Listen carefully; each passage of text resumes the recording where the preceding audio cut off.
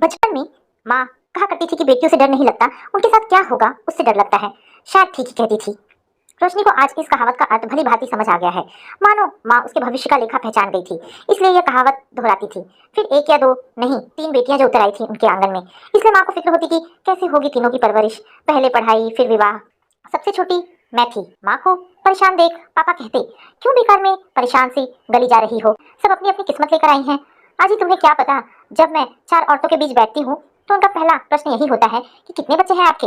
जब मैं कहती हूँ चार, एक लड़का और तीन लड़कियां, तो सुनते ही सबके मुंह इस तरह खुले रह जाते हैं मानो को अनचाहा जीव देख लिया हो। फिर उनकी टिप्पणियां शुरू हो जाती, आज तो एक बच्चे को पालना ही कितना महंगा है, उस पर चार चार बच्चे, उनमें भी तीन बेटियां।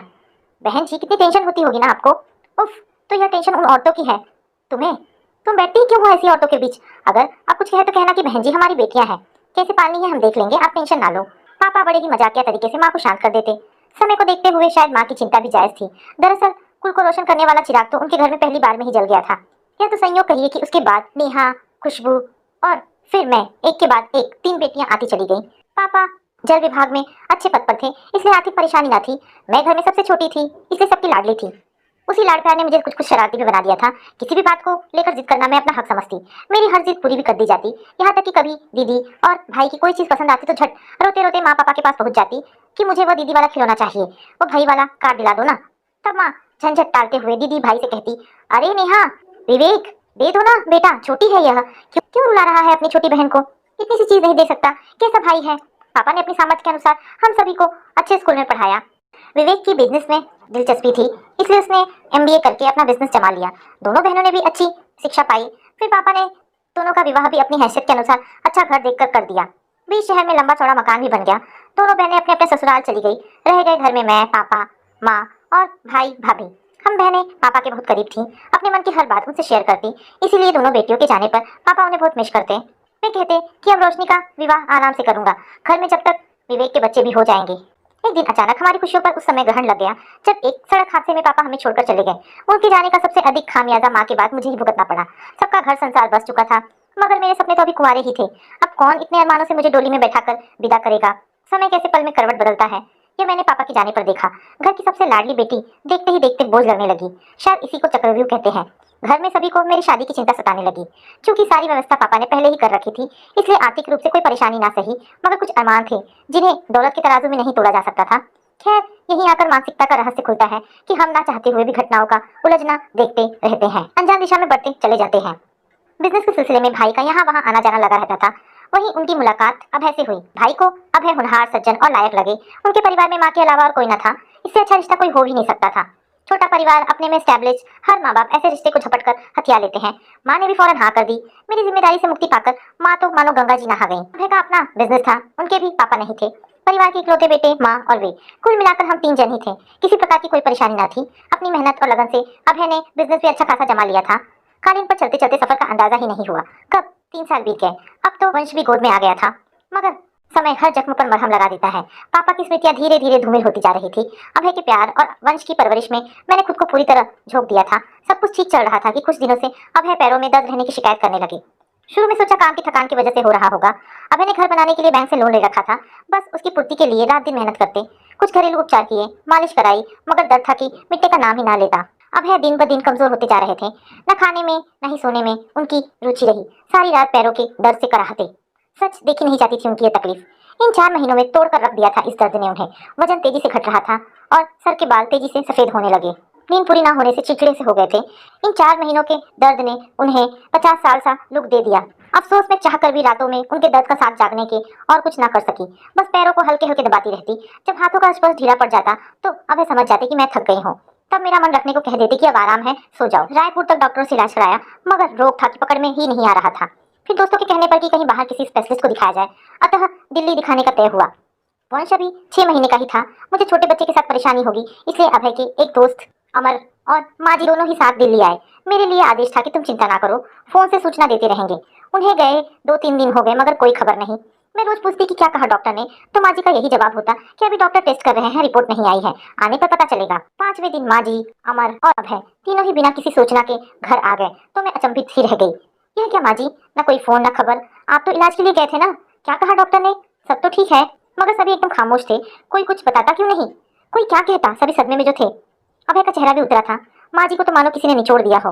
वह माँ भला क्या जवाब देती जिसने पति के न रहने पर ना जाने कितनी जिल्लतों को सहकर अपने बेटे को इस आशा पर बड़ा किया कि उसका हंसता खेलता परिवार देख सके। जीवन के अंतिम क्षणों में उसकी अर्थी को कंधा देने वाला कोई है तो मौत से भी बेपरवाही थी। मगर आज उसी माँ के इकलौते बेटे को डॉक्टर ने चंद सांसों की मोहलत देकर भेजा है। जी हाँ, डॉक्टर ने बताया कि अभय को लंग्स कैंसर है जो अब लाइलाज हो चुका है। दुनिया का कोई डॉक्टर अब कुछ नहीं कर सकता। उनके अनुसार 6 महीने जितने भी निकल जाए बहुत है। जो घर कभी वंश की किलकारियों से गूंजता था वहां अब अभय के दर्द की कराहें और एक बेबस माँ की आहें ही बस सुनाई देती थी। मैं उन दोनों के बीच ऐसी पिसकर रह गई थी कि खुलकर रो भी नहीं पाती थी। घर का जब मजबूत खंभा भरभरा कर गिरने लगे तो कोई तो हो जो अंतिम पलों तक उसे इस उम्मीद पर टिकाए रखे कि शायद कोई चमत्कार हो जाए। घर में अब हर समय मायूसी छाई रहती, किसी काम में मन न लगता, जिंदगी के दीपक की लौ डूबती सी लगती। डॉक्टरों ने अपने हाथ खड़े कर दिए थे, फिर भी ममता की डोर और 7 फेरों के अटूट बंधन में अब भी उम्मीद का एक नन्हा दीपक टिमटिमा रहा था। मगर धर्म और आस्था नाम की तो कोई चीज है ही नहीं दुनिया में। फिर भी जब व्यक्ति संसार से हताश हो जाता है तो इसी आखिरी छलावे के पीछे भागता है। यूं तो कैंसर नाम ही इतना घातक है कि मरीज उसके सदमे से ही अपनी जीजी विषा खो बैठता है। डॉक्टर भी अपनी जगह गलत नहीं थे, मगर बावरा मन भला कैसे मानता। अंततः अतः जो जहाँ भी रोशनी की किरण दिखाता हम अभय को लेकर दौड़ पड़ते। प्रेम और ममता के आगे विज्ञान का ज्ञान भी धरा रह जाता है।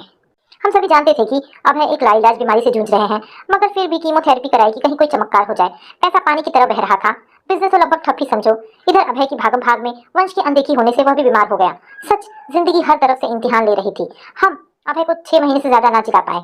माँ जी तो एक जिंदा लाश बनकर रह गई। अगर वंश ना होता हमारे पास तो शायद हम दोनों भी उस दिन ही मर गई होती। मगर जिंदा थे इसलिए आगे की चिंता सताने लगी। बिजनेस खत्म हो गया था, घर बैंक के लोन से बना था। अभी तो मात्र 1/4 किस्तें ही भर पाए थे और अब यह क्रम जारी रहे उसकी कोई संभावना नहीं थी। अतः घर भी हाथ से जाता रहा।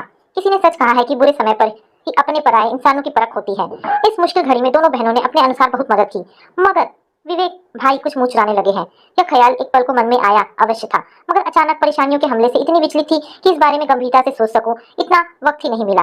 जबकि माँ भी जिंदा थी, किंतु शायद माँ की हुकूमत नहीं रह गई थी अब घर में, भुक्त भोगी थी। अतः समझ पा रही थी कि हमारे समाज में आज भी वैधव्य के आते औरत का रुतबा कम हो जाता है। बचपन वाली वे माँ कहीं खो गई थी जो मेरे जरा से रोने पर दोनों बहनों और भाई से उनकी चीजें भी मुझे दिला दिया करती थी। मन में कहीं कुछ खसकता था तो यह कि अभय के अभाव में वंश को वह खुशी व सुख नहीं दे पाई जिसका वह हकदार था। हालांकि बहनें उसके खिलौने और कपड़ों का पूरा पूरा ध्यान रखती, मगर यह तो स्नेह था उनका, हक तो फिर भी नहीं। हालात कुछ ऐसे बने कि गृहस्थी किराए के एक छोटे से घर में सिमट कर रह गई। हालात इजाजत ना देते कि घर से बाहर जाकर कोई नौकरी करती, क्योंकि माँ जी और वंश की देखभाल ज्यादा जरूरी थी। सामने एक तरफ दिशाहीन जीवन था तो दूसरी ओर वंश का अंधकारमय भविष्य। क्या होगा? चिंता में सीढ़ियों पर बैठी थी कि अचानक नेहा दीदी को करीब पाकर चौंक गई। अरे दीदी, आप कब आई? पता ही न चला, अभी आई हूँ। तुम शायद किसी सोच में खोई थी। हाँ दीदी, यह बेल देख रही थी, कितने जतन से इसे लगाया था। रोज सींचती थी, देखो कैसे अब फूलों से लग गई है। मन को बहुत सुकून देती है यह। मैंने इसे उस पेड़ के सहारे ऊपर चढ़ा दिया था। देखो ना, कल रात तेज आंधी से वह पेड़ धराशायी हो गया।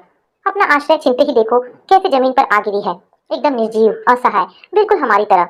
एक आलंबन के बिना हमारी जिंदगी भी तो ऐसे ही होकर रह गई है, बिल्कुल असहाय, है ना दीदी? चल उठ, बहुत सोचने लगी है। ऐसे ही सोचती रही तो वंश की परवरिश कैसे करेगी? यह देख, दीदी ने बेल को फिर से कपड़े सुखाने वाले तार पर लपेटते हुए कहा। ले, मिल गया सहारा, अब फिर से हरी हो जाएगी यह बेल। दीदी, काश जिंदगी भी इतनी ही आसान हो सकती। यदि प्रयास किया जाए तो कुछ मुश्किल तो अब भी कम हो सकती है। रोशनी, दीदी की आवाज अचानक गंभीर हो गई। मैं तुम्हारा मतलब नहीं समझी दीदी। रोशनी, विवेक भैया की बेरुखी किसी से छिपी नहीं। आज मुसीबत की इस घड़ी में उन्हें जहाँ सबसे आगे होना चाहिए था वहीं वे मुंह चुराते घूम रहे हैं। हैरत की बात तो यह है कि माँ भी खामोश है। क्या मजबूरी है उनकी, मैं नहीं जानती। दीदी, एक तो बुढ़ापा, ऊपर से बिना पति के भला, इससे बढ़कर मजबूरी और क्या हो सकती है? आखिर उनका बुढ़ापा तो भैया की पनाह में ही कटना है ना। इसका मतलब बेटी के एहसासों की कोई कीमत नहीं? आखिर उसके प्रति भी कुछ जिम्मेदारी बनती है उनकी। घर उनका है, पापा की पेंशन है, कौन सा भी भाई के सहारे जी रही है। दीदी, माँ समाज को तो नहीं बदल सकती ना, जहाँ आज भी बेटियों की अपेक्षा बेटों के साथ रहने में ही माता पिता का सम्मान कायम माना जाता है। मेरी छोटी बहन कितनी समझदार हो गई है। चल छोड़ ये सब रोशनी, मैंने, खुशबू ने और तुम्हारे दोनों जीजाजी ने यह तय किया है कि वे भाई से बात करेंगे। हाँ, समय बदल चुका है। कानून ने भी बेटियों को पिता की पूंजी में बराबर का हक देने की बात को स्वीकार किया है। पगली, ये रिश्ते नाते सगे संबंध होते किस लिए हैं? वक्त बेवक्त सहारे के लिए ही ना। जो बुरे वक्त में काम ना आए वो भला कैसे अपना? रोशनी, आखिर सबने मिलकर भाई को समझाने का प्रयास किया कि संपत्ति में से रोशनी को कुछ हिस्सा दे दिया जाए। नेहा और खुशबू दीदी ने यहाँ तक कह दिया कि वे अपने लिए कुछ नहीं मांग रही, कहे तो लिख कर दे दे। मगर आज रोशनी पर जो विपदा आई है उसमें तुम्हें खुद आगे होकर यह कदम उठाना था।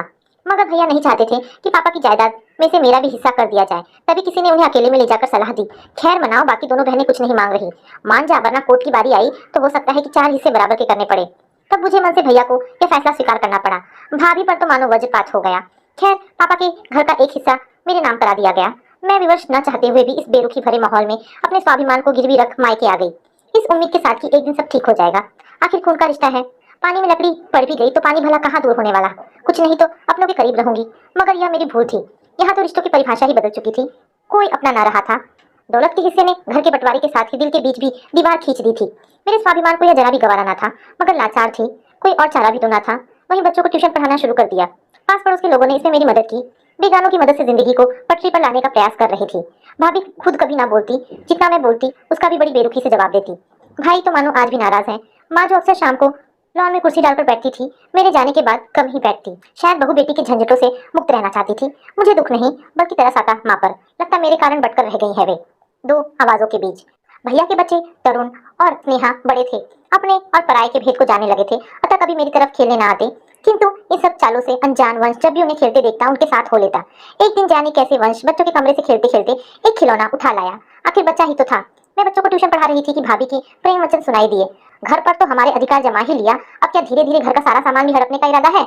मैंने स्थिति को समझते हुए बीच में बोलना उचित नहीं समझा। आखिर बच्चा ही सही, गलती वंश की ही थी। फिर आए दिन इस तरह की कोई घटना होने लगी। समय के साथ यह एहसास भी हुआ कि यह सब अनायास नहीं बल्कि सोची समझी साजिश है। एक दिन शाम के समय भाभी लगभग चीखते हुए आ पहुंची, तुम यहाँ कमाई में लगी रहो और तुम्हारा कुलदीपक हमारे यहाँ बैठा नुकसान करता रहे, ये सब नहीं चलेगा। देखो कितना सुंदर फ्लावर पॉट था, तोड़ दिया ना इस उज्जर ने, कितना महंगा था, अब मैं और बर्दाश्त नहीं कर सकती। मैं कुछ कहती उससे पहले ही तरुण बोल पड़ा, मगर मम्मी यह तो कल स्नेहा से टूटा था। चुप रह शैतान, तुझे पता भी है कुछ। अपना दांव बिखेरते देख भाभी बड़बड़ाती हुई अंदर चली गई। आखिर तरुण बच्चा ही तो था, अतः बोल गया बच्चे की बोली। चाहती तो बहुत कुछ कह सकती थी, मगर समय ने मेरे मुंह पर मजबूरी और एहसानों का ताला जो जड़ दिया था। खैर मुझे भाभी के इरादे अच्छी तरह समझ आ गए। रहना तो मैं खुद भी नहीं चाहती थी ऐसे किसी का कृपा पात्र बनकर, मगर जीजी जीजाजी ने जो मेरे खातिर लोगों से दुश्मनी मोल ली थी उसका मान तो रखना ही था। अब मैं संभल गई। बच्चों को पढ़ाते वक्त वंश को भी अपने साथ लेकर बैठती, किसी न किसी तरह उसे उलझाए रखती ताकि फिर न झंझट को न्योता दे आए। मगर बच्चे की चपलता को भला कौन बांध सकता है। इधर भाभी जो कि फिराक में ही बैठी थी। पिछले 2 दिनों से माँ जी की तबीयत खराब थी, इतना तेज बुखार कि मुझे ट्यूशन की भी छुट्टी करनी पड़ी। मैं उन्हीं की देखभाल में लगी थी कि जाने कब वंश मेरी कैसे निकल के भाभी के घर पहुंच गया। उसका ध्यान तब आया जब उसके जोर जोर से रोने की आवाज आने लगी। किसी अनिष्ट की आशंका से मैं जल्द ही उसकी ओर भागी। मेरा बच्चा पीठ और पैरों को हाथ लगा लगा कर रो रहा था। भाभी ने ना जाने किस अपराध के लिए उसे स्केल से इस कदर पीटा कि निशान उभर आए थे पीठ और पैरों पर। कभी पीठ को हाथ लगाकर तड़पता तो कभी पैरों को पकड़कर। क्या कोई इतना भी निष्ठुर हो सकता है। गोदी में लिटाकर उसे हल्के हल्के थपकियां देने के अलावा मैं कर भी क्या सकती थी। वह सो गया। उसका मासूम दर्द से भरा चेहरा मेरे सामने था। मस्तिष्क में अनंत सवालों के बादल घुमड़ रहे थे कि कानून की मोटी मोटी किताबों में जाने कितनी धाराएं बनेंगी और बदलेंगी। बेटी को बाप की वसीयत में बराबर की हिस्सेदारी मिली, यह खबर अखबारों की सुर्खियों में ही भरी लगती है।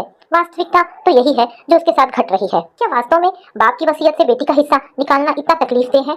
इस हकीकत को नकारा नहीं जा सकता कि अगर वह हिस्सा लेती है तो उसे प्यार मोहब्बत की दौलत को खोना होगा, क्योंकि आज बाबुल के मन का आंगन इतना संकुचित हो चुका है कि वहाँ प्यार या पूंजी में से कोई एक ही समा सकता है, चाहे वह एक बेटी के द्वारा अपनी परेशानियों में उठाया गया कदम ही क्यों ना हो। आज समाज और कानून के भय से उसने यह हिस्सा भी पा लिया तो क्या उसके लिए उसे अपनों के अपनत्व की आहुति देनी पड़ेगी। यह उसने कभी सोचा ना था।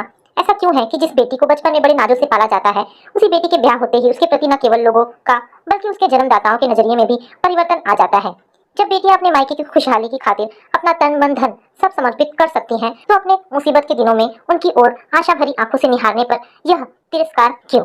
तो दोस्तों ये कहानी यहाँ पर समाप्त होती है। आशा करती हूँ कहानी आपको पसंद आई होगी। अगर कहानी पसंद आई है तो प्लीज इसे लाइक एंड शेयर करें। ऐसी ढेरों शिक्षाप्रद और पारिवारिक कहानियां सुनने के लिए मेरे चैनल को सब्सक्राइब करें। धन्यवाद दोस्तों।